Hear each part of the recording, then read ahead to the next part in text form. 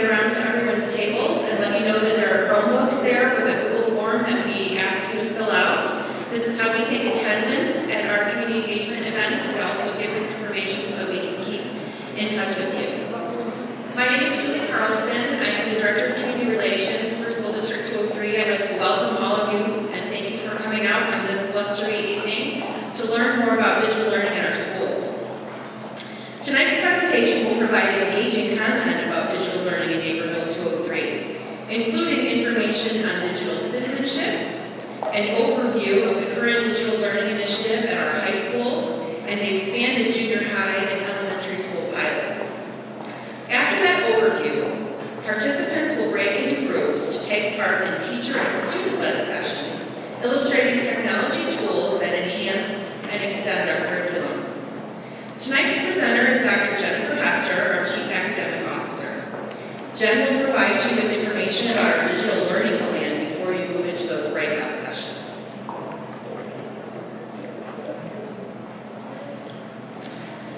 Tonight's session will start with an informational presentation about the topic chosen for the workshop, followed by your choice of 2 different small group presentations that will help you see how digital learning is personalized by course content, grade level, and expertise. Time is set aside for question and answer at each of those breakout sessions. We want you to leave informed, excited, and empowered to educate others in our community about how digital learning enhances and extends student learning in our schools. All Focus 203 information, materials, and documents will be posted to the district website. Please visit www.naperville203.org to receive district news and updates. And if you haven't already done so, please like us on Facebook by going to facebook.com/Naperville203 and follow us on Twitter and Instagram to stay connected to the district.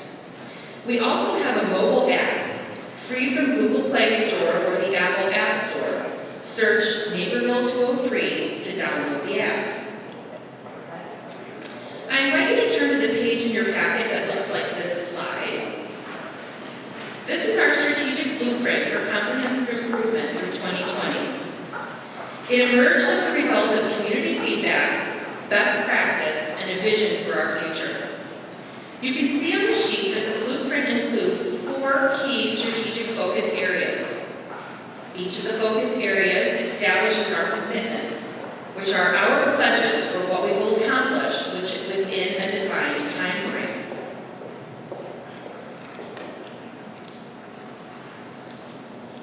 To tell you more about how digital learning fulfills our commitment to promote learning experiences for all, please welcome our Chief Academic Officer, Jen Hester.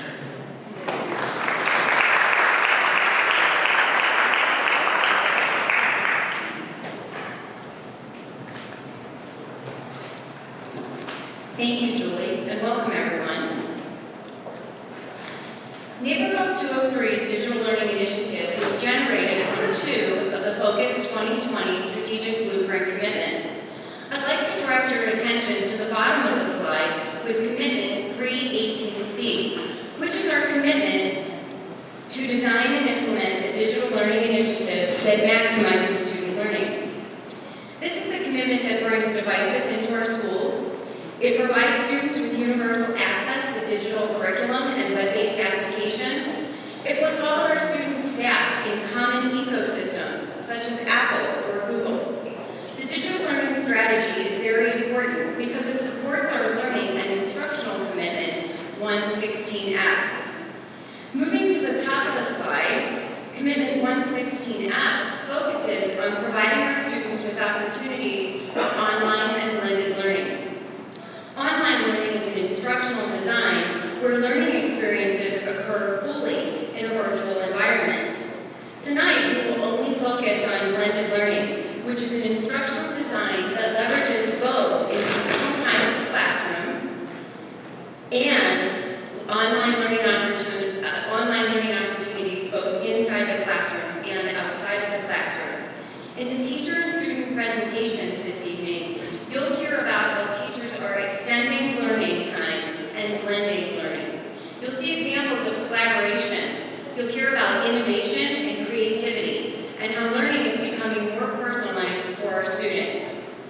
The main benefit of blended learning is that it prepares students for college and careers by giving them more voice in their learning, as well as more control over the elements of where they learn, what they learn, how they learn, and when they learn.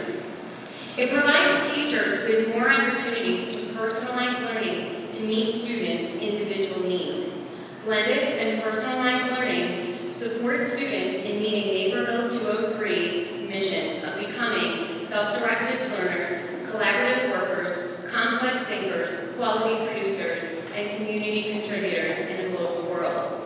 As I said before, these two commitments are the basis for digital learning in Naperville 203. If you would like to see our timeline for implementation of digital learning, there is a handout in your packet for your reference.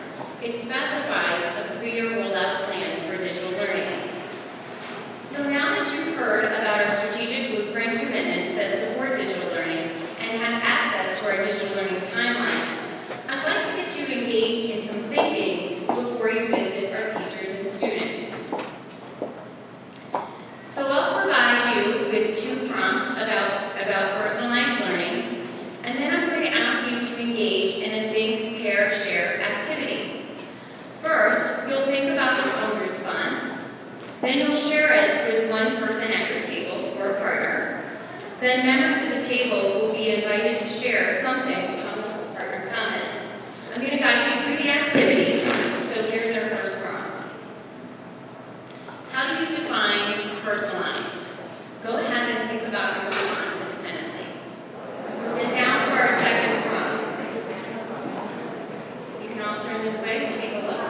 Describe some ways that your life has become more personalized over the past few years. So go ahead and think about your response independently. Okay, so now you've had some time to think about personalized learning. We are going to move to the breakout sessions, which I'll give you directions for, so that you can see some of the ways that technology is helping to personalize learning for our students in Naperville 203. So our small group activity this evening will provide you with an opportunity to attend 2 breakout sessions. Breakout session 1 is from 7:20 to 8 o'clock, and breakout session 2 is from 8:03 to 8:43, which I'm thinking most of you have figured out that's giving you 3 minutes for passing time. So classrooms are closed, so you'll be good.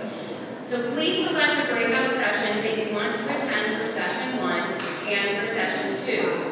You can refer to this slide for the breakout sessions. However, I want to let you know you have a schedule in your packet, but because of the number of attendees tonight, we have modified the room slightly. So we have high school DLI 1 is in room 101 and 102, and we have high school DLI 2, which is in 103.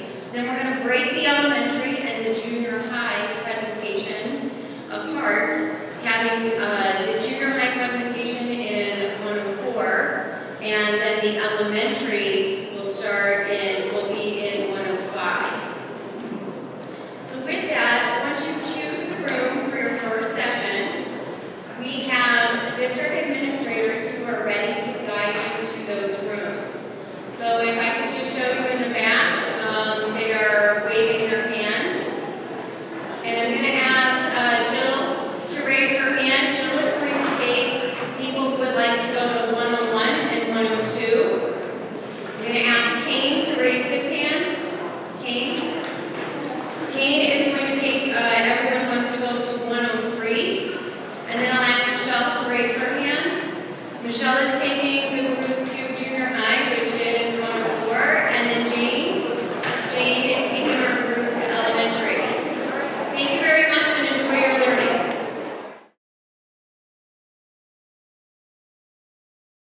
All right. Good evening, everyone. Thank you for joining us tonight at our Focus 203 session on digital learning. My name is Jim Gorey. I'm a technology integration specialist, which is a big fancy title for a job where I get to help teachers and their students integrate technology into their classrooms. Jim, can I interrupt you? Jim is a great technology integration specialist. Let's give him a round of applause. Thank you, suggestion. I work with you guys asking, at Lincoln Junior High School. I also work at Washington Junior High School, and I'm a former teacher from Jefferson Junior High School. So thank you again for coming tonight. Our purpose tonight is to take you through some of I'll cover some of the basics of Digital Learning Initiative as we're expanding it in our middle schools and preparing for a full implementation next year. And then we have some students here with us tonight from Washington. Wagner and Isabella, they're in the back. They want to wave, say hello. And Lauren Labriola is an 8th grade teacher from Washington who's joining us tonight to talk as well. So let's go ahead and get started here. Can you hop out of that? Will that allow? Thank you. There we go. All right. This is one of our mantras we see at our middle schools and our elementary schools big time about how students use digital media and environments to work collaboratively. That we want students to express themselves, so we want them to say it, and then we want them to share it, because part of getting ready for the world after high school, out in the real world, is to make sure that you can work with other people and that you can do that effectively. So many of the tools we use in the Digital Learning Initiative in our Google environment and our Canvas learning management system involve collaboration. And so we want students to not only do that face-to-face, but do that online as well, outside of the building. Okay? For research and information, the Digital Learning Initiative allows students to gather, evaluate, and use that information, I think, in a more efficient manner.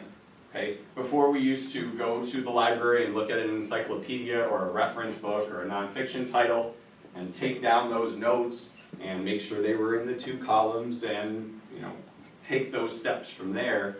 Now, with our Google environment, we can go to websites very quickly. We can find sources, whether they're out on the web or they're part of our libraries where we have online databases that we subscribe to here in the district. And we help students find it faster so they can process it and they can do more with it as they go through the curriculum. Digital citizenship is another aspect of our Digital Learning Initiative, and that's where I come in, into the classrooms with the students, because their teachers are teaching them about digital citizenship. What kind of footprint are they leaving behind when they're moving forward in their school career, when they start to apply to colleges? And this is what I've been telling the 8th grade students in the expansion at Washington and Lincoln. 4 years from now, when you're applying to schools, and these schools are looking at your applications and they're looking at where you've been on the internet by searching you or looking at social media, what kind of footprint are they going to see? We want to make sure that kids are aware of that and that they're protecting it, right? That they can practice safe and responsible use of the device and information online. Part of our program is to make it personalized for students. Every one of your students is a different learner, and your teachers realize that in the classroom. And the DLI program helps us focus to each student on what they need to learn the best. This is an example of a flipped classroom. So instead of the teacher teaching and then the students doing the work to learn the concept and demonstrate their mastery of the learning, we flip it around where the teacher teaches the lesson in a recorded manner, the students watch it before they come to class, and then we spend the class time working on that mastery with the students one-on-one. So do we have audio plugged into that one? I think we're set. Okay. Let's see if I can mouse over here, or can you put play for me?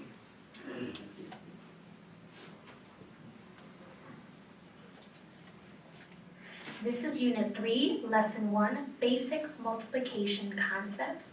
So in this lesson, you will be able to multiply a whole number by a unit fraction in cases where the product is also a whole number. By the end, you will be able to apply multiplying a whole number by a fraction to real-world problems. And last but not least, by the end of this lesson, you will be able to relate fraction multiplication to whole number division using an equation chain. So by the end of this lesson, you'll be able to answer a question like this. So here's a problem. She says, I'm having 5 friends over and each of us will eat half of a pizza. How much pizza will the 6 of us eat in all? So in order to answer that question, we need to go back to what is multiplication? And if we think about multiplication with whole numbers, multiplication is just repeated addition. So take a look at this example here. We have 3 times 5.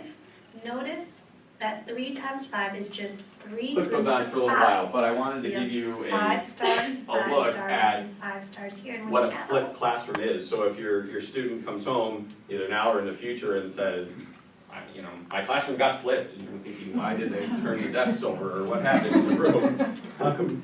It's personalization for students, because sometimes the student is going to need to watch that video more than once. I know when I was in math class, I needed to have those concepts repeated to me. And through technology is one way that we can do that. Okay. Increased efficiency is another, from the teacher perspective and the student perspective, a real bonus of the digital learning initiative.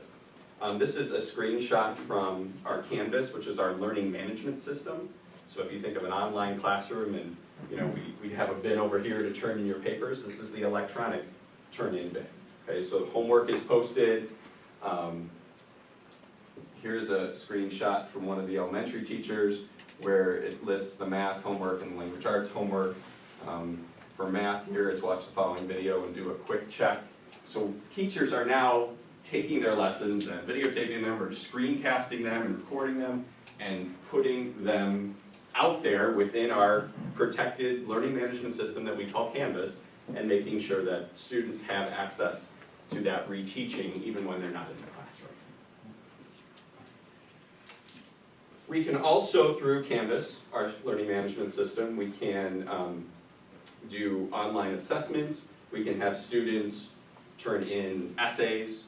It's a system that we call, this is for the teachers, but we call it speed graders. So it allows us to go through each one of the assignments, assign a point value to it, and then at the end we get a report of everyone's grades. So what we used to do with a red pen or a green pen and a stack of papers on the couch is now on the laptop.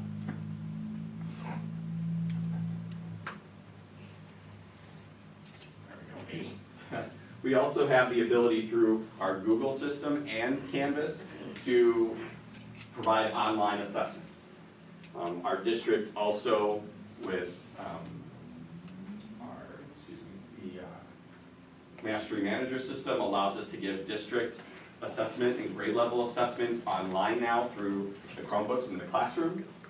The beauty of that is less paper, instant results, and everything goes into our data repository, so teachers and staff members at a building can analyze the data in a more quick fashion and apply that to student learning. Okay.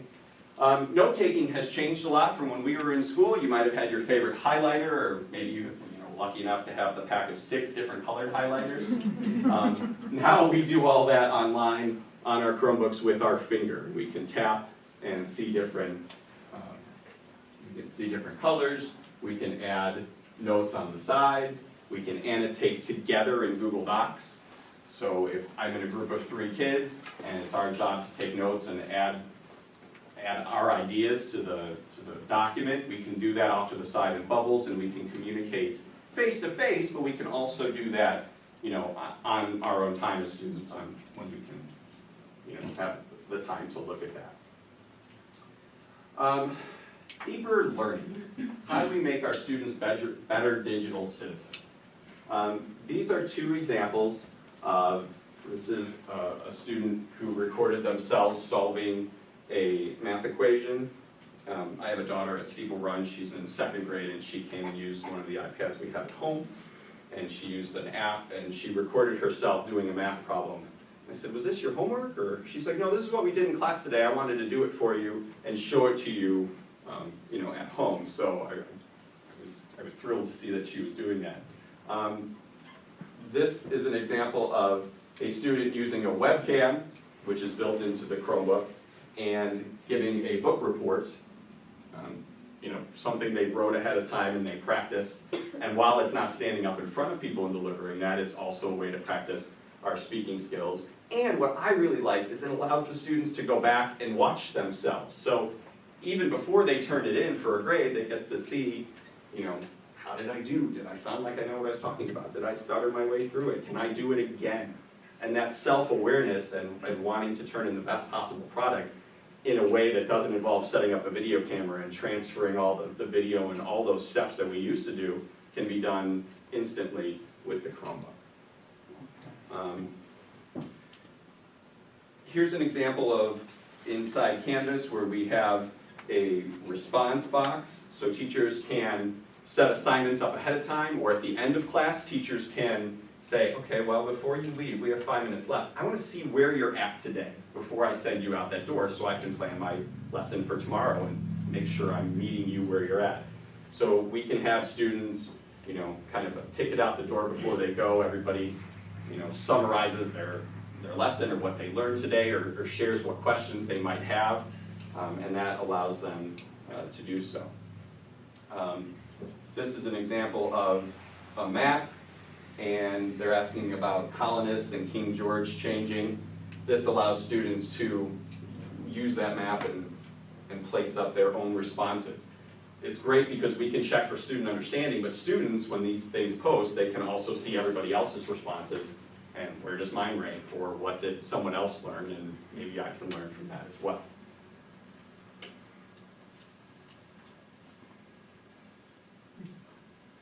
I'm gonna need a new one of these.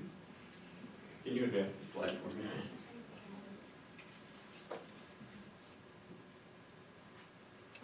Oh, okay, that is good, thank you.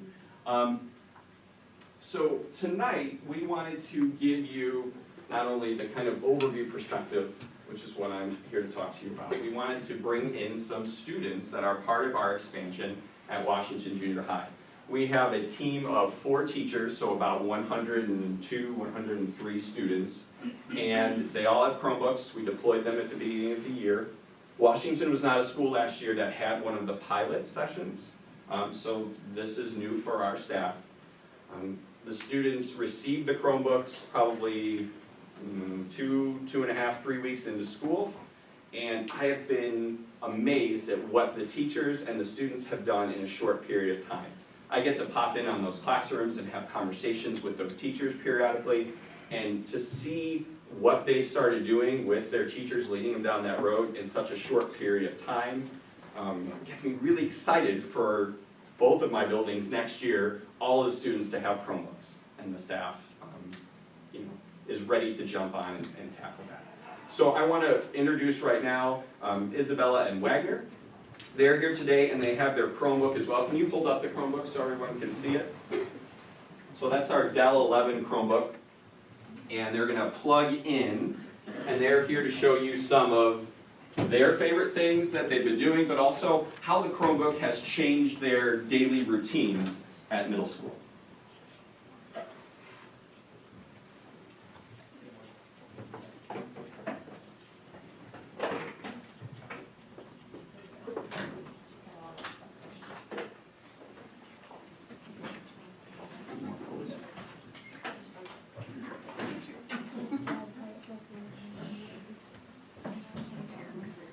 So when are the Chromebooks being rolled out to all the junior highs?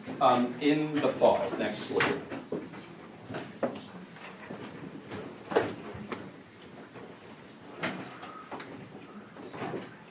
Excuse me, for Washington right now, so only 7th and 8th grade has it, right? Right now, it's Sixth one, grade does it's not. one of our 8th grade teams at Washington and one of our 8th grade teams at Lincoln. Each of the 5 middle schools has one team in different grade levels that is part of the expansion right now, getting ready for next year. Next year, everyone 6th, 7th, and 8th will have a Chromebook. Okay. All right, let's give a warm round of applause to our students. Hi, I'm Isabella. Hi, I'm Wagner. And we go to Washington Junior High. We're in 8th grade. And we'd like to show you some things on the Chromebook. So, first of all, when you go from class to class, it's really easy because you can close it and open it, and as soon as you open it, the screen just pops right back on. And then we use a lot of apps in class, so down in the bottom left-hand corner, you can just click and you can either search for apps or you can scroll through your apps.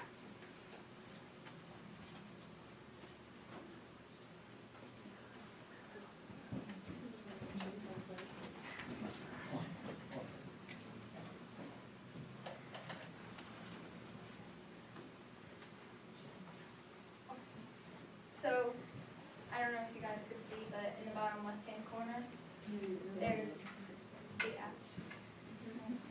And then we use Canvas a lot during class, and that's pretty much our assignment notebook, and it has all our worksheets. So here's our calendar, and it has all our assignments and everything we need to do.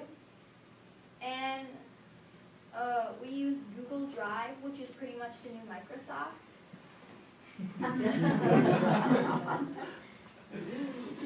And that's where we have all our documents, and you can organize it however you want and make as many folders as you want.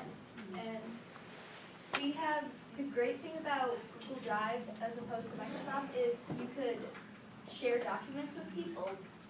So I'm going to go into a document, and I could go on here, and if I shared it with Isabella, she could go on it at the same time as me, and we could both be typing and see exactly what each other say. And you can leave comments and suggestions for what they should do. And then, so another great thing about Google Drive is we use Absent Clerk at school, and that's where if you're sick or gone or miss something, you can just open it up and it has all the homework and everything we turned in for that day. And so that makes it a lot easier when you're sick. You don't miss any school. You can just do it right when you're at home by yourself. And then we have a lot of apps that we like to use, like Up Here Penzu. That's pretty much our notebook, and we can write, and we have everything that we do in class instead of having a physical spiral. And we also have Speak It, which is an app that's like built in on your computer, like up here. And you can highlight whatever you want, and it'll say it. So I just highlight it and click the Speak It, and I don't know if you guys can hear it, but it reads it out loud, so it makes it really easy for when you're reading something and you can listen to it. So that makes that really easy. So one of the things, there are a lot of things I like about the Chromebooks. One of the things I really like is the simplicity. Like I can go to just a new tab and open up Canvas, and there it is. And so it's pretty easy to create a folder. You click create a folder, and you name the folder, and so it's very easily accessible. And another thing I like is it's good for time management, because if you get assigned a paper, you can just start working on the paper. You don't have to worry about checking out an LRC pass or waiting until you get home to start the paper.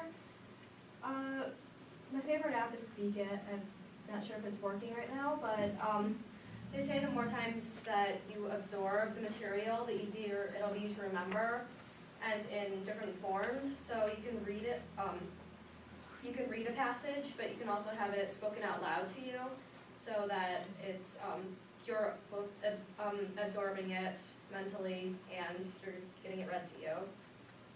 So yeah. Has made your day better as Yeah. well. Does it make you more engaged? Yeah. Thanks, girls.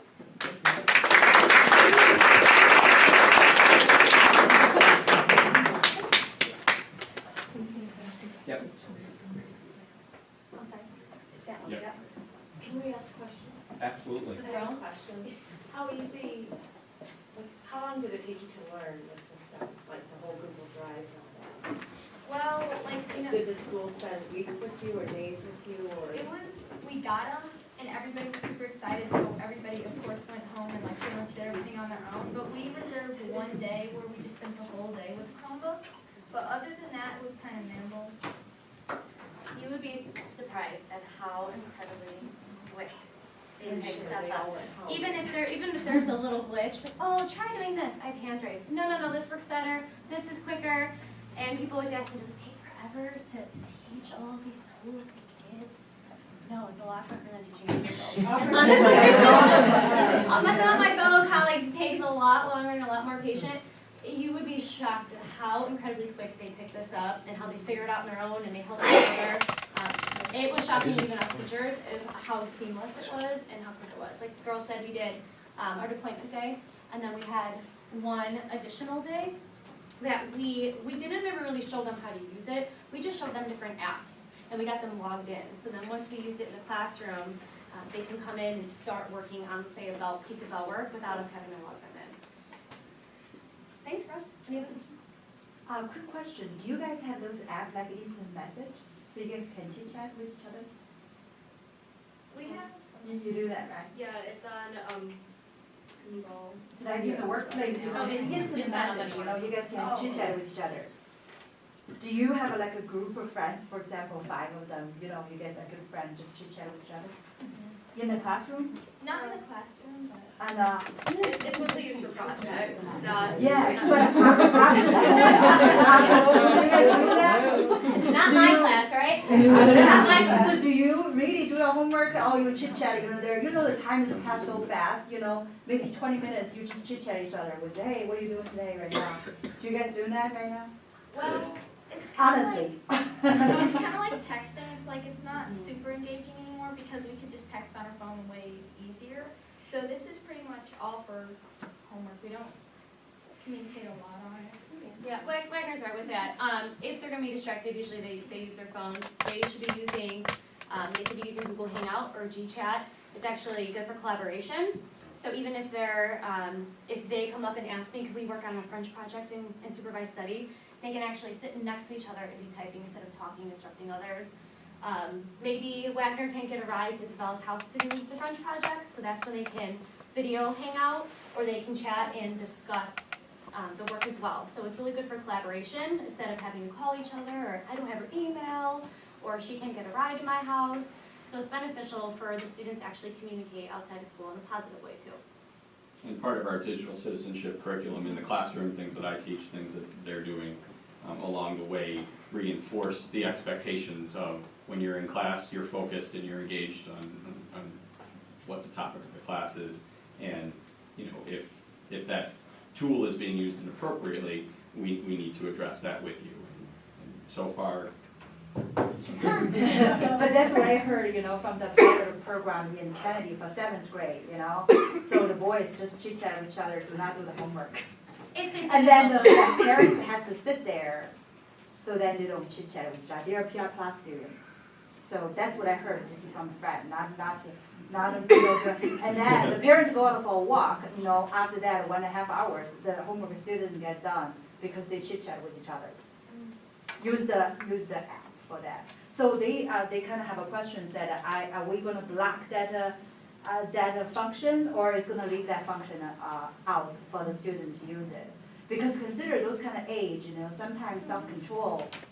And I think within the fact that we're in the extension right now, I think that we are going through and we are open, I'm speaking for them, but we are open to suggestions and kind of learning at this point. And we kind of fill out those bubbles as we go, so then as time goes on and it's the full rollout in the next few years, hopefully we'll learn from someone's experiences too and listen to parents and teachers and tech staff and hopefully make sure it's as seamless as possible. Yep. Any other questions for the girls? I don't know if it was, I'm a firm believer of, you know, in this digital world that we live in now, it's just so advanced. And when I watch television or movies or whatever, and I see them using technology in a so advanced perception, I've seen like a movie or something where there was a digital classroom. And, you know, it was similar to this. And so to see this coming to pass in my own community, I'm like, OMG. You know, like the kids, OMG. So, but at the same time, I'm excited because, you know, again, it gives me hope because again, it's prepares them for college, because it reminds me of my college days.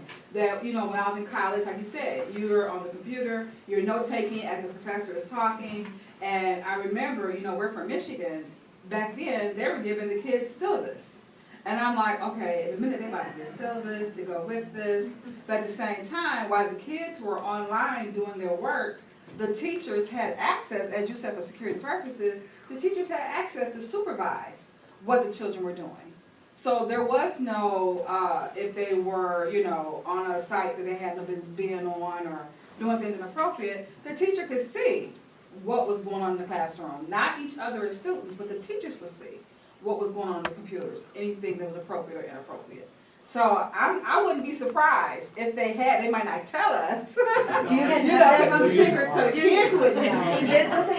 But it would not surprise me, you know, if it rolled out. If you go to the high school level, high school groups talking. It might already have it. We have a program, See? it's called the PARA, where the teacher can monitor what's on the screen to ensure that the appropriate content is on the screen. And just to address briefly the home, I have a sophomore here. Yeah. Who's in the one-on-one, I need to shut up because they have so much good stuff to talk about. It has to be a partnership, just like a parent helps with a textbook and a piece of paper That's correct. on the homework, there still has to be that same kind of partnership. Yes. The tool that we're putting in front of the kid is a little bit different now, but Mhm. what they have access to Yes. is limited. I mean, you guys have a lot to talk about, so it's hard for me. That's why I said it just doesn't surprise, I mean, I'm just not surprised anymore, because like you said, when you have so much technology and it's just totally unlimited, it's almost scary. So my name's Lauren Labriola. Do I have any Washington parents in the room? Oh, nice, welcome, welcome. I'm an 8th grade teacher. I teach language arts and social studies. And myself and 3 other teachers are actually running the extension program. As Mr. Gore said, we did receive these devices about a month ago, maybe 4 or 5 weeks ago. And you would be amazed at how quickly that transition was. You would think within a month we're still working on baby steps and trying to figure out Google Education. It really did not take long at all, which is amazing. It just goes to show how resilient our kids are with technology. So what does one-on-one look like in our classrooms? In my language arts classroom, it fits in beautifully. We write papers, we do analytical essays, we sit there and we share work and we annotate and we look at newspapers. Right now we're in a journalism unit, and having a Chromebook has just made things so wonderful and so quick.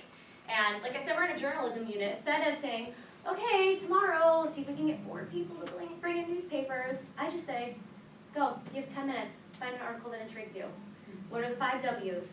Where's the call to action? Where's our small story? Where's our narrative? And they open it and they can find it and they search it. Of course, we do have a white and black list of sites that are allowed and not allowed. So they all go to CNN, they go to Forbes, and having that right in front of them, it just saves so much time. It makes us go through the material so much quicker, and it makes it more real for them. We have things like Quizlet. We do a word within a word program, which is word stems. So if they have a free moment, they're not just sitting there, they go to Quizlet and they study their word stems. It gives them games that they can kind of help practice for their tests. We have over here, something we are trying out this year. It's called NoWritingInc.com. It's an interactive grammar program. So instead of having worksheets that we pass out and we copy, and they have to sit there and do it and collect it, and the teacher grades it, it's an interactive program. And their Chromebooks are actually touchscreen, which is amazing. So they go through and they click the words in the sentences. And if they get it wrong, it pops up a little help box with examples and with little tips, and it adjusts to their level. So when we're talking about personalized education here, especially with the Chromebooks, this is key. Instead of me giving you all the same exact worksheet on capitalization, and half of you are finished early and half of you are really struggling, this adjusts to your specific learning ability. So this is going to help our students who are at the high and need to push higher. It's going to help our students who are struggling and make sure that lower information is really being reiterated and practiced. And this, I sign in class, give them a few minutes, they do this at home. It's touchscreen. They pull it up the next day. I can see the percentage. I can see how long it took them. And it really streamlines the process and makes their education so much better. It makes teaching easier. I can reach them at different levels. It's very efficient, but it's very, very, very, very useful. And it's much more effective than just handing out the same worksheet to every single student. Here we have, I have a Google Doc, as the girl said. We do a lot of peer editing, and instead of handing each other the sheets, they share. They share with me, they share with each other. It's literally a share button, and it goes right into their Google Drive. We can have little word bubbles pop up with comments. I can comment on their papers. We can have discussion posts. For example, for our journalism unit, we were talking about leads of a paper. And instead of having them write it on a note card and taping it to the wall, I sent them a Google Doc. And I had the Google Doc up here, and then they were all typing their leads in, and they can see the live feed of everyone's leads. And then we sat here, and we talked about each one, and then they corrected it as we were talking. So when we're talking about using technology, it's not just using it for a game. It's not using it just for engagement. It truly is, from a teacher's point of view, it's making their education so much more rich. And Mr. Moore wants to click it. I also teach social studies. So what does 101 look like in social studies? And the girls will know that we use this very, very often, right? We use the Chromebooks all the time in social studies. What we do, Canvas, like they said, is kind of our hub. This is like our online portfolio, if you can imagine it. We have quizzes on here, as Mr. Gorey mentioned. I put all of my worksheets on here, my PowerPoints on here, my homework on here. They have discussion posts with each other back and forth. They can post YouTube clips, media clips. They're not allowed to go on YouTube at school. But they post media clips and then they can comment on them. So Canvas, if you've seen it, this is my social studies Canvas page. This is where the calendar is for them to get their homework. They have a drop-down box with all their different courses where they can access this material. Not only is this making our Chromebooks very active and fresh in our classroom, this is a great organizational piece. Because if I hand you a packet and you lose it, but if we put everything on here, they can go home and print a new copy. For example, we're doing a PowerPoint right now in social studies on the Constitution. And the students are taking notes on it. And I'm speaking as they're going. Now typically, if they were writing it down and they missed the slide, but I shared the PowerPoint with them. So I told them, if you miss a slide, that's fine. Just listen to me. And then when you go home, pull up the PowerPoint, go ahead and finish your notes. Just kind of listen to me at the same time. So as Mr. Gorey said, they can review that information. They can share it with a friend. They can kind of look at their notes from the day before. Note taking is really taking a big step with this.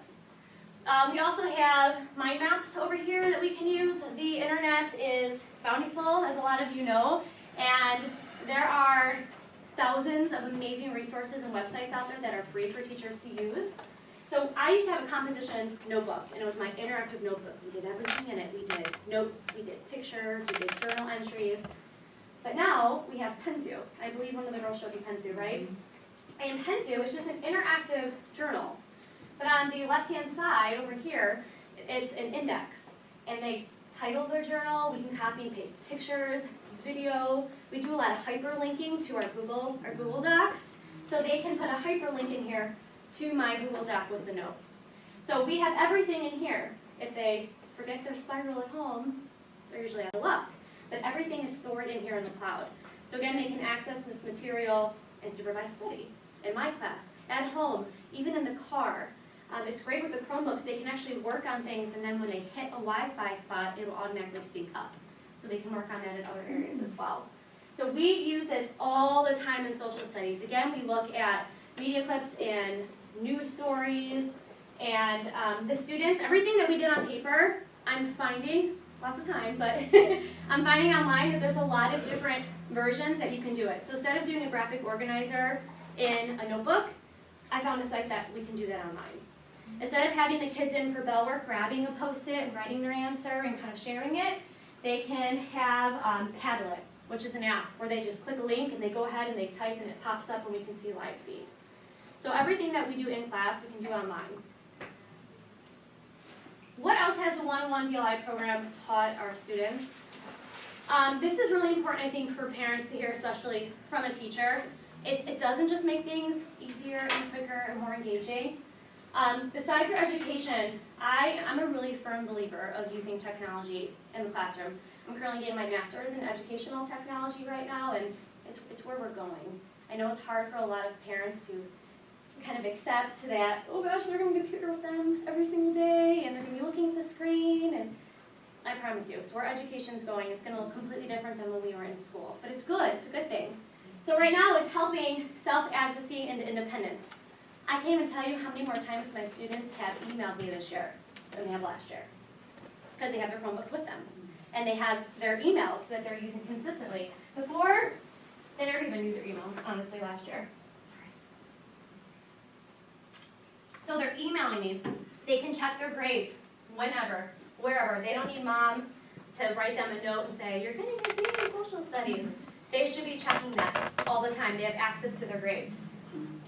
Ownership over grades and communicating teachers, like I said. The independence is great because they own it. It's their Chromebook, it's their materials. They can access everything online. There are no excuses anymore. Even with the Google Docs, as teachers, we can see when they type things.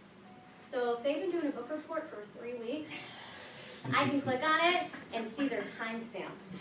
Oh, 11 o'clock, 12 o'clock, oh, 12:30, you finished it last night. Okay, interesting.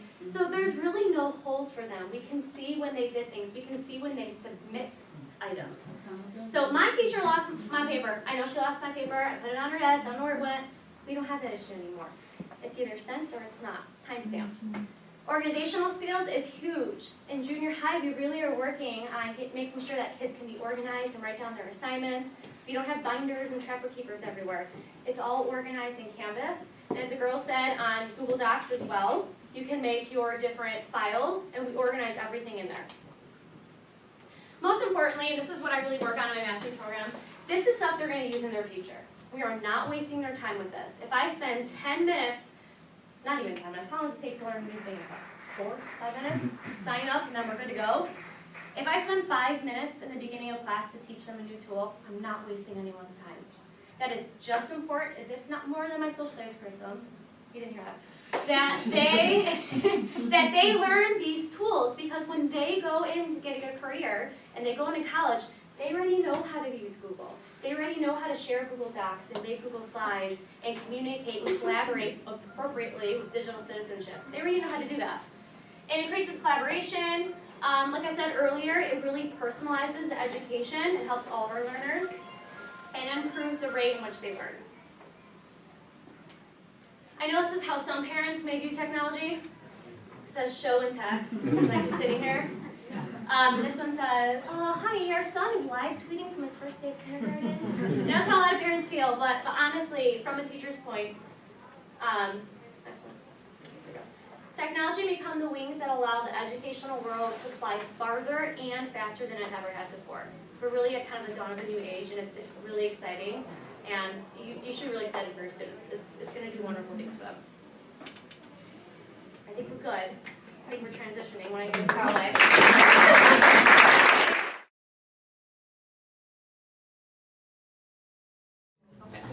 Welcome everyone. We are very glad that you are here joining us tonight as we venture into this digital learning environment. I'd like to start off with some introductions. My name is Jennifer Madden.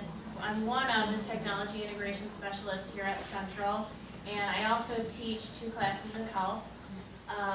This is my 19th year here, and there's been lots of change over that time, but good change.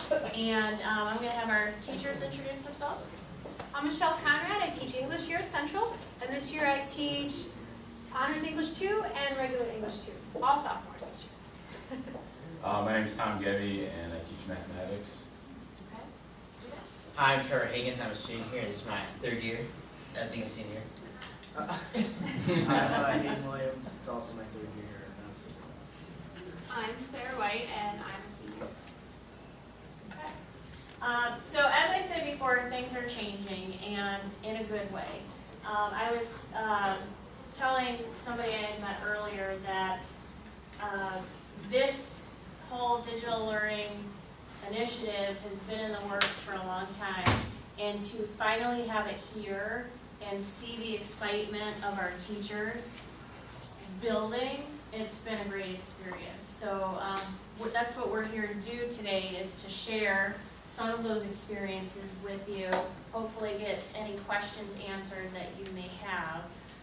And as we talk today, we're going to be looking at some different areas: personalized learning, We're gonna talk, a big factor here is efficiencies, so we'll have lots of examples for that. We'll touch on digital citizenship, deeper learning, and we'll end up with some information about just new technologies and tools that some of the teachers are using. So we're going to start out with digital citizenship, and I'll start with our teachers. How do you model good digital citizenship, and how are your students practicing good digital citizenship? So one of the major concerns is like classroom behavior among the students, and this is a screenshot of something called Para that all the teachers have access to. We don't use it all the time, but the basic way it works is I can open my computer screen and I can see all the tabs the kids have open on their computer screen. So it's pretty powerful. Some of the students, you know, and I'll tell them when I'm using it basically. And I really use it as if they are using technology for a test or a quiz. I'll say, hey, I just want to see 2 tabs open, and then I know they're not like out on the internet trying to search for stuff. So it allows them to use the technology, but at the same time, you know, they're not abusing it. Another advantage of this is I can actually like throw tabs onto their screen. So if there's something I want them to see, I can just throw it up there. And so it's a pretty powerful tool. We don't use it a whole lot. It turns on and off automatically. So as soon as the student leaves my room, I don't have access to them anymore. And then You can also send them messages too, so if you see, you know, if you're following what they're doing and you want to try and keep them on track, or if they have questions for you, they can also talk to you about it. So you can do messages as a class, or you can do one-on-one type messages with that. a second thing, and surprisingly in a math classroom we use this quite a bit. We want kids to kind of, you know, look for things on their own on the internet, and this is called Cite This For Me, or Cite Me. And what you can do is, if you're at a certain website, and this is the New York Times, and I know all of you are going to groan when you see this, but if you just hit this button, it automatically cites it for you. And then if you hit Add Bibliography, it kicks it out at the bottom for you. So for all, yeah, I know, all that pain and suffering you went through in college. A lot of teachers I think are actually making their students do it the old-fashioned way, so they get a sense of it. But some of those addresses can be pretty big. And it's just, in a math classroom, we can, you know, if a kid finds a diagram, like, ethically they should cite where they get it, not just copy and paste it. So even in a math classroom, they'll say, hey, if you take a picture of something, just cite it. And it takes you 2 seconds to click, copy, and paste. I think this is better than the old EasyBib, which I used to find made errors. So I tell my kids, always check it against our Red Book, which has the proper citation formats. But I think this is probably better. I haven't used it yet, but I will be soon. It's addictive. And then the last thing I'm going to talk about as far as digital citizenship is we do talk about password protection quite a bit with kids. You know, I think the biggest thing, and I'm guilty of this too, is, you know, after a while you're like, I'm just going to use this same one. I'm not going to tell anybody, you know. And I try, you know, we do tell the kids that you have to make it a strong password. You got to change it every once in a while. This Google account can open a lot of other accounts, so they use that same Google login. And you know, in the last session we talked about, are you sharing your password with other people? The answer should be no, even if it is your best friend. You should try to keep that as private as you can, kind of keep your data secure. Okay, and I'd like to hear from our students now. What have you learned about good digital citizenship? How have you learned about it? And what do you do to practice good digital citizenship? So with me, we log into our Google Chrome account, and it's really nice because I can log into my email from there, or my pages, or all of my different things that I have that we use in school. It requires me to only remember one password, but if I want to go directly into that, I have to remember that same password again. So this is way nice. Try to open it up, and I have like 15, 20 different apps that we use. I can just click on it, and it signs me in. And it's really nice when I'm done, I just log out, or after, for some of us, like 3 days, it logs you out automatically. So that way if you leave your computer, or if you forget something somewhere, people can't open your computer up and take it. It's definitely hard when you have a laptop in your hands during school not to search up a gaming website and go onto it. And I mean they put the firewalls up and stuff, but of course there's ways to get around them. But I mean the teachers definitely do a really good job at policing that, and it's a good thing. I mean it's a blessing to have technology in our schools and stuff, especially with the citing, like he said. We all had to learn how to do bibliography the old-fashioned way, so don't worry about that. But it's definitely really convenient, especially I just turned an essay yesterday, so he had us try that out, and it's really convenient. It's really nice to have. Yeah, we get talked to a lot about being a good citizen on the internet and citing your sources always, and not sharing your passwords. We had a video from our Hawk TV that showed us and had a video explained what to do, what not to do, good websites, bad websites, just common sense things that sometimes it's unconscious, you forget, like, oh, I should probably log off of this website in case I drop this and leave it here in this class and somebody picks it up, so they can't get on to your information. Okay, when we're talking about personalized learning, we're talking about student-centered learning and students being in control of their learning. So I'd like everyone to share how the Chromebooks have allowed for that personalization of learning.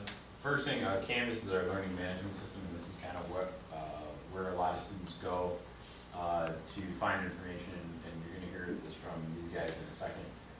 But in my classroom, and I know in a lot of classrooms, what it opens up the door to is that because we have a Chromebook, because we have a solid learning management system, you can have kids working at different paces. They can work at their own rate. They could be working on an extension. They could be working on a remedial practice. I may have a student that is sick the day before, and they could be working on making up that work, trying to get that understanding there. So it has transformed my teaching in a way where each kid could be working on something completely different than the person sitting next to them, instead of listening to me lecture all the time.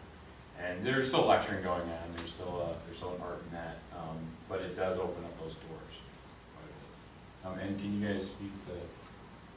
So with Canvas, I have one Canvas page like the teachers make them for every class. So I have my English, my math, my woodworking, my gym, all those have their own Canvas pages. And it has their information, and I'm able to connect those to my Google Calendar, so I can see, okay, here's my math homework for tomorrow, and we're doing the mile at gym tomorrow. So dress, be prepared for that. Drink water, get a banana or whatever beforehand. However you prepare for your mile. And then there's other things where, like with Canvas, here's all my assignments, so the teachers don't have to hand out papers. If I lose that paper, it's like, oh well, teachers, will figure out copy from a friend. Well, it's all on Canvas. I can see what I did yesterday. I can see from Unit 1, Unit 5, whatever we're on, and I can see all the different stuff. So I can see like in-class work or homework, and all my books are on there. I'm a very visual learner. So for math, instead of having to use the calculator, we use Desmos, which is a graphing calculator. If you guys want to write it down, it's DESMOS.com.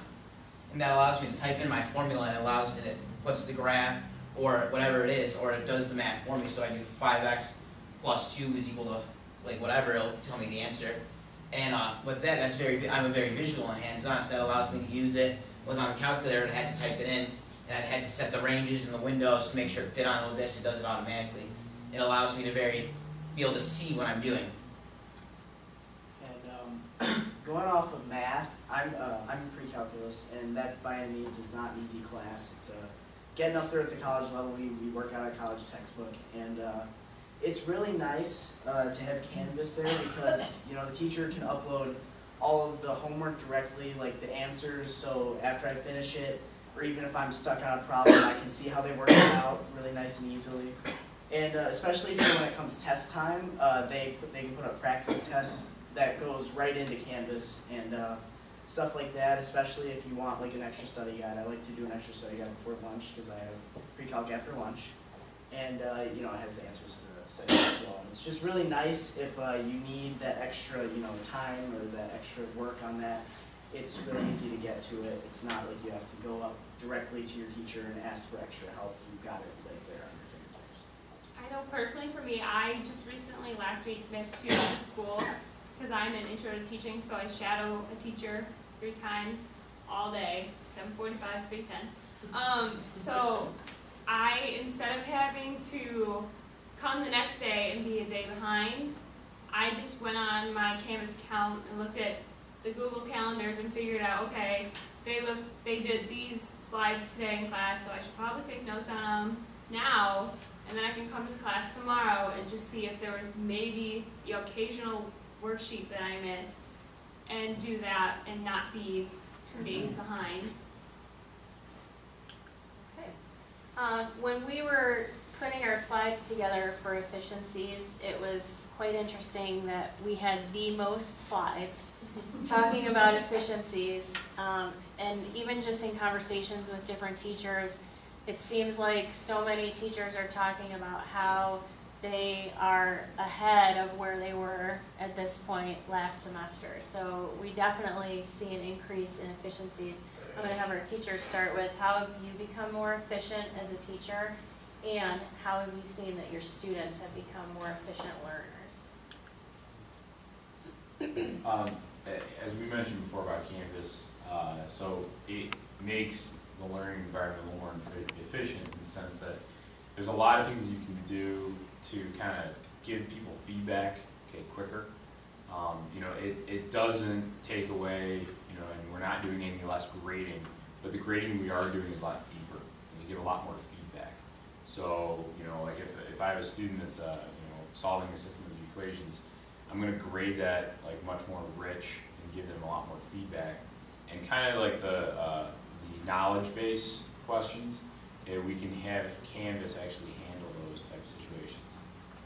And also like, formative learning, so as they're going through the process, Canvas is giving them feedback as they go. So I can create a quiz that's specific for my class, and a student can be like, hey, I got a 6 out of 6 on the quiz. And I'm like, I think you're reading me well the next thing. The kid comes with me, he's like, I got a 1. And I said, okay, I know I need to focus my attention, on where you are and get you where you need to be. So it's much more efficient for me as a teacher. Yeah, I'm very much paperless this year. This is just a snippet of a portion of Canvas. This is a part of a unit, a short story unit I did, and this just has links to everything from PDFs to external URLs, which could be Google Docs, because those are URLs, to folders where I want students to put their practice work, to models that I've written myself to show them what I'm expecting. So again, I've made very few copies, and students have told me that their backpacks are a lot lighter because they don't have to bring all these books home. They don't have to ever worry about losing handouts or losing instructions because it's all in Canvas and they know where to get it easily. And then you guys were talking about using a Google Calendar. There are a lot of different ways to link to students, link to what you're doing every day. I use in Canvas, I have a module I call Daily Slideshow Presentations. I make a Google slideshow for every single day of instruction, and that has all my targets, my agenda, the homework, all the instructions. So this can be anywhere from 1 slide to 50 slides for the day. And each of those blue ones are actual links to that day. So when a student is absent, they just go in and kind of go through the slides and see what we did that day. And when a student comes up to me, they say, what did I miss? I say, did you look at the slideshow yet? And some of them aren't quite used to this. But now they're really getting the hang of it, and they're going in there before they even talk to me, which is the whole idea. And then in Canvas, as an English teacher, we have something called Speed Grader. I've decided to go pretty much 100% digital in my paper submissions and my grading of papers. So there are tools in Canvas and SpeedGrader that allow me to interact with their writing. It's sort of similar to Google Docs in the way you can do it, but I think it's actually better in that I can put a red box around their writing with a line that links to my bubble. My comment bubble I can highlight, I can use a little red pointer, and I can type a lot faster than I can write these days. I can't write with my hand anymore. I don't know if you guys feel the same way, I really can't. So they get a lot more feedback because I'm able to type And we had talked about this earlier, the feedback that they can get is in different forms too. So they can have written feedback, they can get audio feedback. And with the feedback that she gives on these papers, they can reply back to that feedback as well. So then it becomes not just one way, it ends up being a conversation between student and teacher. So real quick, we have our learning management system, which is tied to Google Drive, and this is just a snapshot. In math, we still use paper and pencil. Still use it a lot. So when we do have things that we want to throw up on Google Drive, it's an easy, pretty user-friendly place for students to be able to get their stuff. And you guys mentioned you got your Google Drive and your Google folders, and I can share a folder and they can have it organized. I put some in there and it automatically pops up in their drive, so they're not searching for this information. And then when students are peer critiquing, they used to have to print out their paper and trade it with a partner. Now it's completely paperless, so they just bring in a completed draft, and then they share their document with their peer editor, and then they're able to make comments and suggestions in Google Docs. Then they're easily able to resolve those suggestions with a few clicks of the mouse. So the students love this way of peer critiquing. And then we even do group composition. Now that they have computers all the time, I can have them writing, we're big on collaboration, and I tell them you have to learn to work with others, maybe even write things with other people. So I had students write papers with 2 other people, and they were able to color code certain parts of the papers. This was a passage analysis on Frankenstein. And then I was able to easily, have them dump it in this folder, and I threw the documents up, and as a class we critiqued the group papers. So it was a very easy process to critique. Okay, now this is for our students. How have you become more efficient in your learning?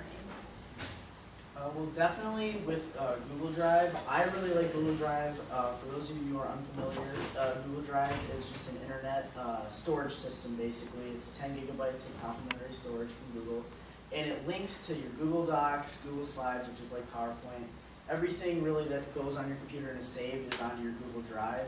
And it's so convenient because everything's in that same spot. And even last year, if you were going to write an essay in English, oh, here, we got the computer cards today, or here, we're in the LRC or something for this, and does everybody have their flash drives? Everybody got their flash drives to save? Oh, you don't have your flash drive? Oh, you're just going to have to write on paper today. So it's definitely nicer because now it's just take out your Chromebooks, I'll walk around and make sure you guys are on task and such like that.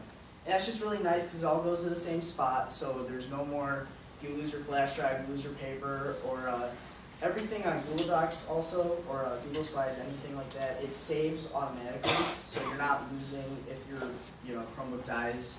Everything's saved up to that second that you're done typing. So it's just really convenient to just have that all in the same spot. I like that because I've lost stuff in the past, and it would be really invaluable to have had that before. I know for me, I've had quite a few number of partners lose my paper when they were supposed to peer edit it, and then I was out of the paper, so I had to go home and print it again. And even if you have printer troubles, it's not an issue anymore unless your teacher rarely makes you print it out. Actually, you can just pull it up on your Chromebook, and you can still do the work in class. You are not a day behind as you were before, so you don't have to worry about the not so responsible partner misplacing your paper.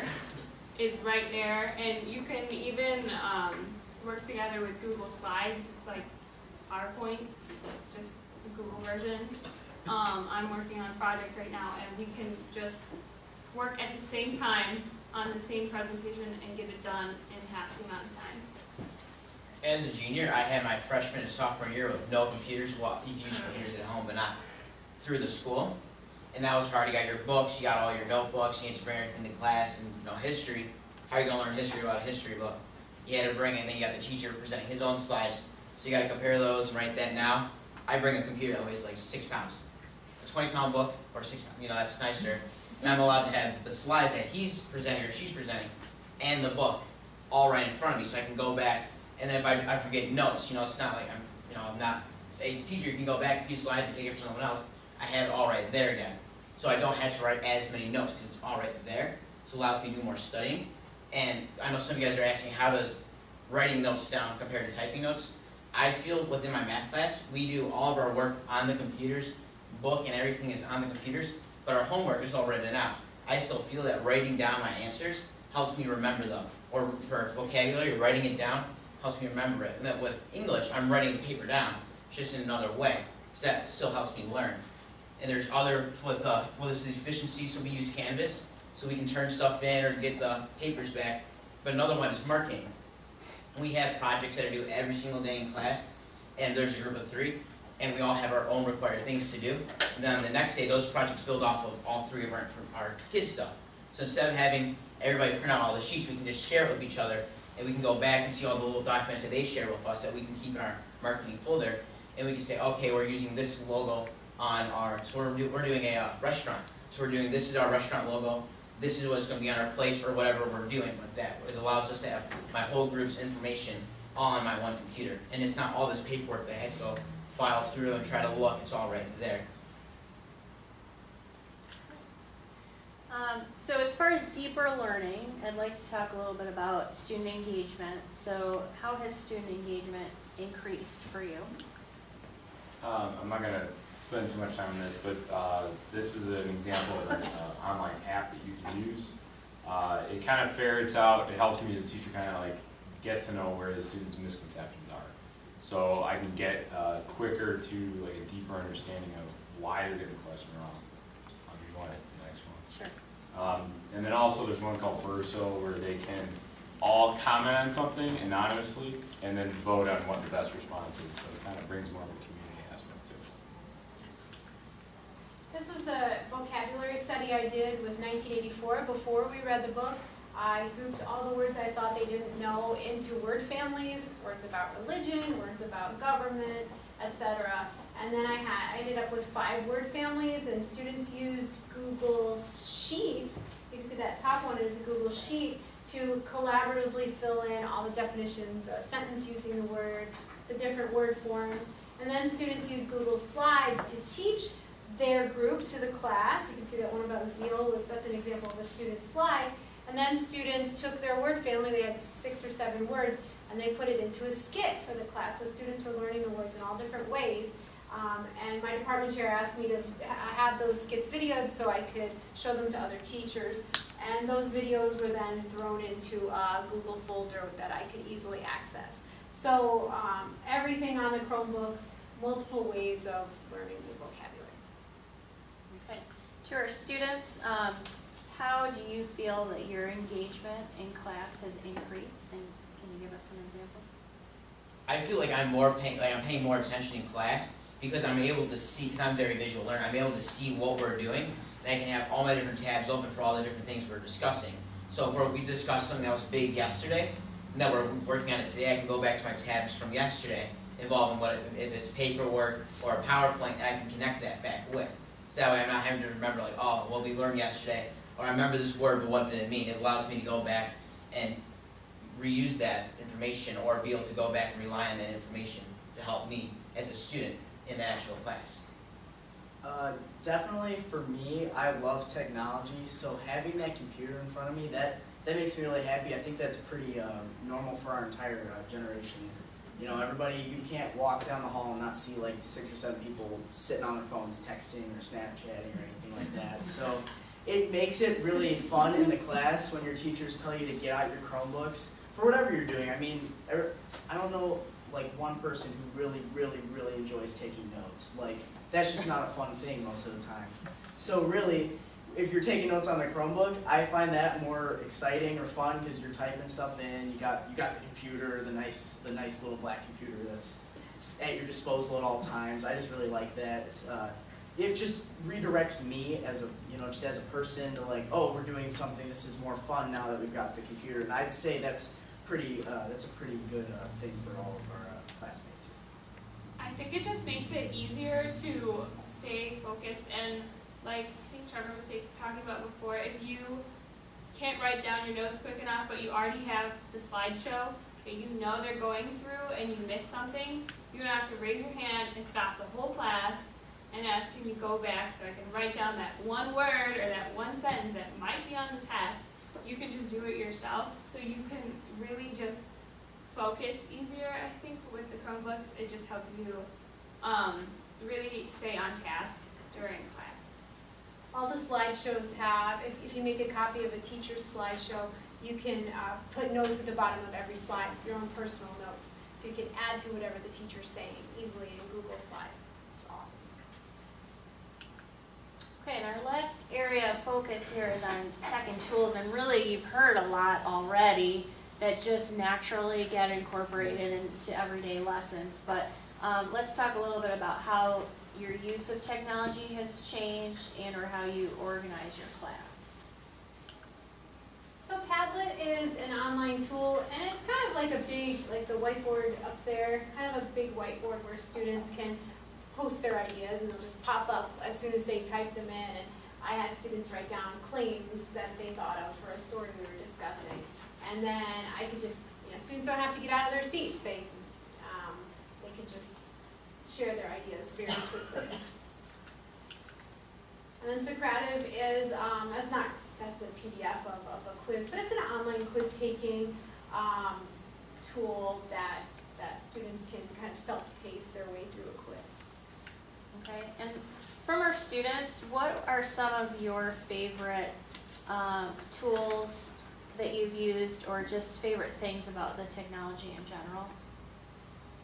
Well, this is my Spanish class that I'm in, by the way, right now. And right there on the board was what we did today, and the little green writing, that is stuff that we're doing on the computer.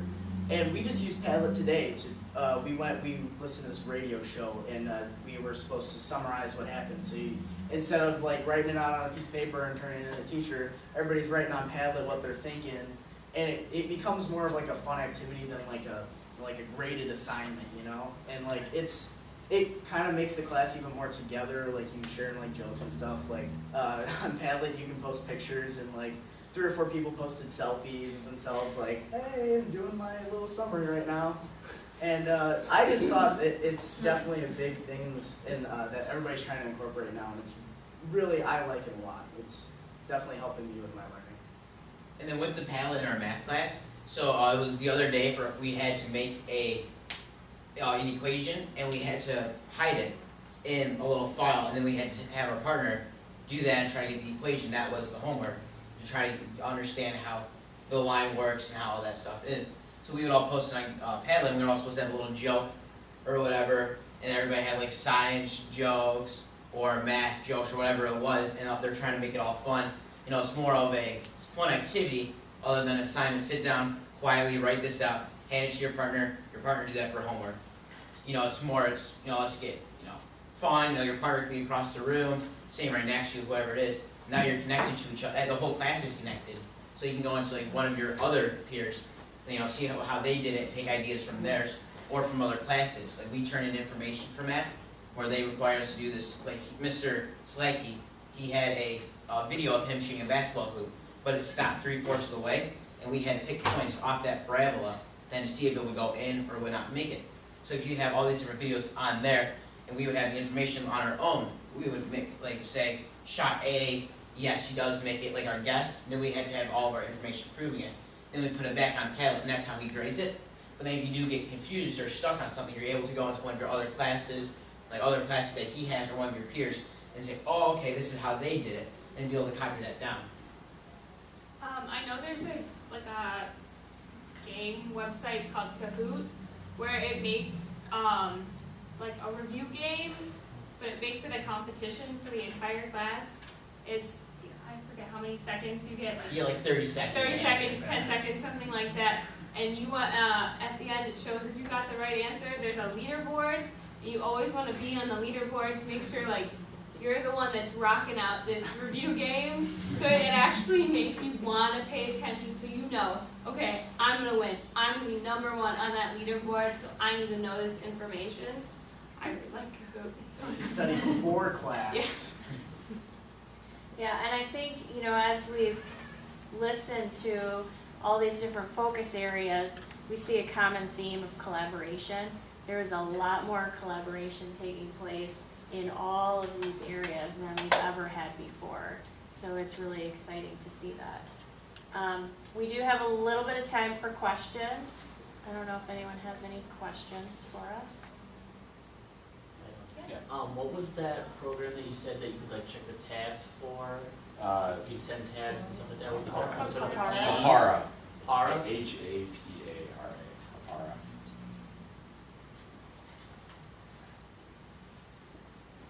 Almost like Kahoot. Yeah. Okay, well, if if questions come up, feel free to swing by and ask. I actually have one. Yes. So I'm familiar with Google Drive and Google Docs, and Canvas, but it sounded, I don't know, Trevor? I'm Hayden, he's Trevor. Okay, one of you said something about the drive, how you love keeping everything on the drive.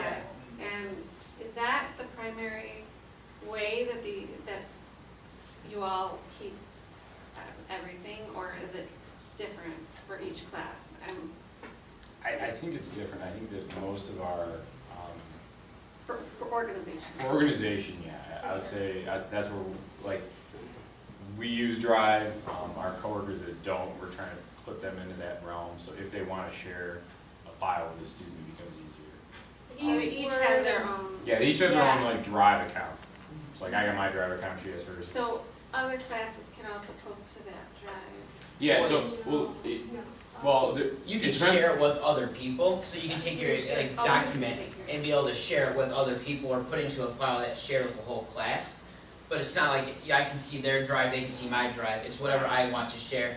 Then I can say they can view it, they can edit it, they can comment on it. So there's different choices that I can allow you to do. But not every class uses the Google Drive then. It's personal, so it's like a Word document. So instead of it being like a notebook, it's like your online notebook. Your personal hard, it's what used to be the hard drive. I think for students and teachers staying organized with their own files, they're probably mostly using the Drive. Canvas comes in when teachers want to share assignments,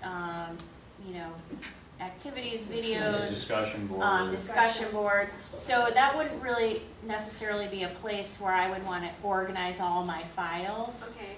But it's a way for teachers and students just to communicate back and forth, just on daily classroom type activities. And just recently, there's a resource that two of the teachers in Naperville North wanted to use, and it was as simple as right-clicking on it, hit share, and I shared it with everybody, so everyone in the District 203 domain had access to it, but nobody else.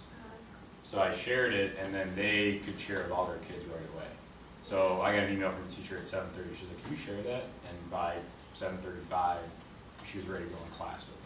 Okay, and then just one more. The Google Docs is something that they work on when you're working on and collaborating together, is that right? Or They share it among their groups.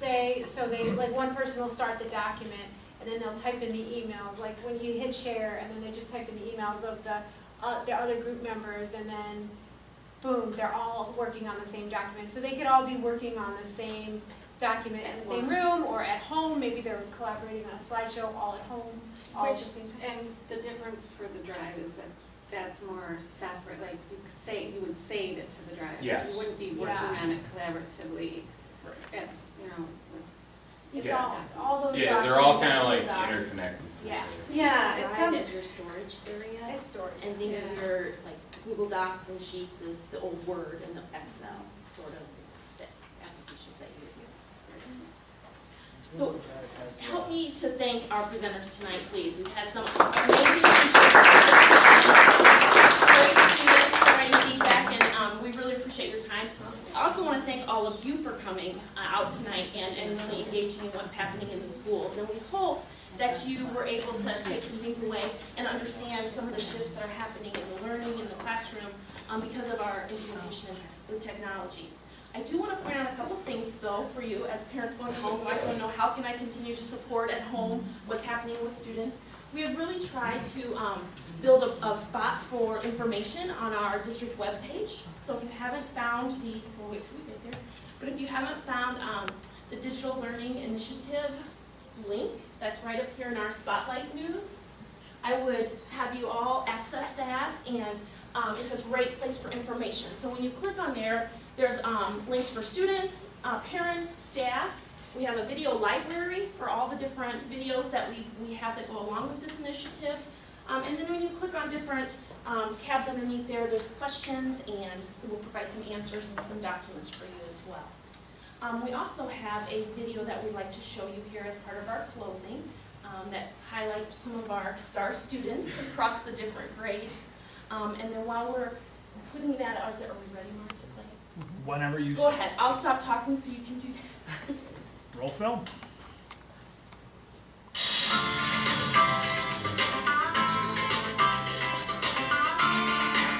Thank you for taking the time today to learn about how our schools are using technology and curriculum to enhance our learning.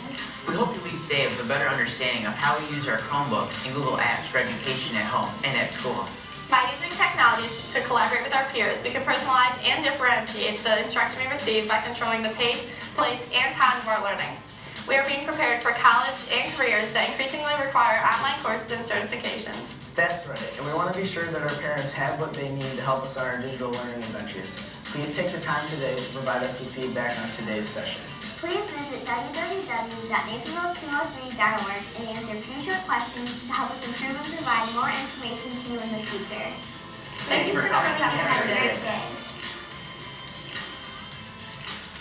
So as I mentioned, this is an evolving process, and your voice is important. So if you would there's a little card on each of the desks, and if you're missing one, let me know. But it has the link to our survey for you to be able to provide feedback about tonight and about potential other topics that you'd like to hear about.